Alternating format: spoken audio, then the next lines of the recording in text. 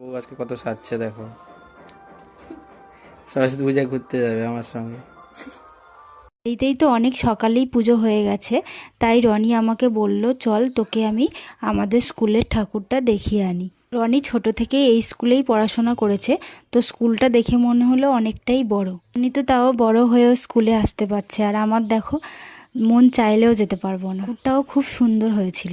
ছোটবেলায় সরস্বতী পুজোর ওই দিনটাতে কত আনন্দ করতাম বন্ধুরা মিলে। এখন কলকাতা থেকে চলে আসার পর বন্ধু তো দূরের কথা, আর কারোর সাথে দেখাই হয় না। সরস্বতী পুজোর দিন এত রোদ্দুর ছিল, তো খুব গরম লাগছিল, তাই রনি খাওয়ালো আইসক্রিম। পরে রাস্তা দিয়ে যাওয়ার সময় দেখলাম বাচ্চাগুলো কি সুন্দর শাড়ি পরেছে, আর খুব ভালো লাগছিল। আর রনিকে বললাম চলো বাড়ি যাই, গরম লাগছে, ভালো লাগছে না। তার জন্য ও আমাকে এখানে নিয়ে এলো। জায়গাটা কি সুন্দর দেখো বন্ধুরা।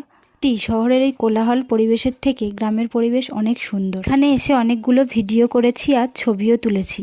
তো তোমাদের কেমন লাগলো বন্ধুরা? বন্ধুরা, দেখা হচ্ছে অন্য কোনো ভিডিও নিয়ে।